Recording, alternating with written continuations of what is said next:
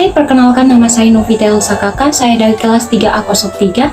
Saya mengambil judul tentang komunikasi bisnis di era digital. Alasan saya mengambil judul ini karena di masa sekarang hampir semua orang menggunakan digital sebagai alat komunikasi, dan komunikasi juga merupakan sarana yang paling efektif untuk membangun bisnis. Setiap orang pasti pernah melakukan yang namanya komunikasi, entah itu komunikasi dengan teman, dengan guru, dengan orang tua, dengan rekan kerja, atasan, dan sebagainya. Lalu apa yang dinamakan dengan komunikasi? Komunikasi merupakan sebuah proses di mana suatu ide dialihkan dari sumber kepada orang lain atau kepada penerima dengan maksud untuk mengubah tingkah laku mereka. Tanpa adanya komunikasi yang baik, maka maksud dan tujuan dari sebuah bisnis tidak akan tersampaikan dengan baik juga.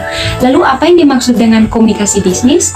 Komunikasi bisnis merupakan sebuah proses pertukaran informasi yang dijalankan untuk mencapai sebuah tujuan dalam bisnis.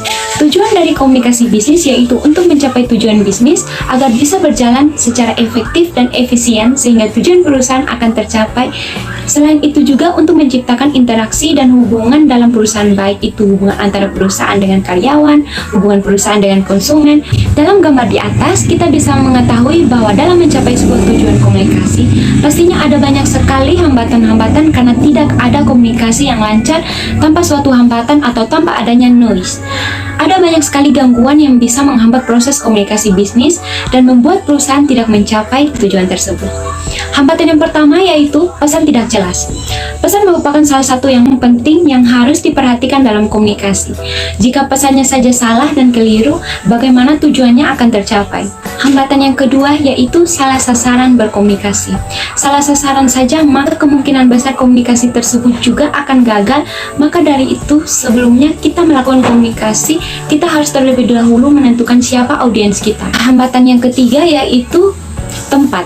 Tempat menjadi hal yang sangat penting dan juga harus kita pertimbangkan saat kita akan melakukan komunikasi. Salah memilih tempat akan menyebabkan kegagalan. Belakangan ini banyak sekali komunikasi bisnis yang berkembang pesat dengan adanya internet dan juga media sosial, karena saat ini hampir semua orang menggunakan media sosial.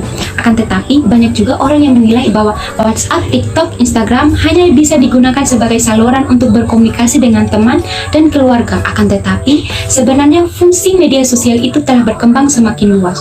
Untuk semua jenis kalangan bisnis, banyak sekali komunikasi bisnis yang bisa dilakukan di era digital seperti sekarang ini. Misalnya endorsement. Siapa sih yang nggak tahu itu? Merupakan istilah yang dimana kita memasang iklan dengan cara disampaikan oleh promotor. Promotor ini bisa berupa artis, selebgram, atau influencer. Melalui unggahan-unggahan mereka di media sosial, lewat cara ini suatu produk kita bisa menggait konsumen dengan testimoni yang diberikan oleh si promotor tersebut.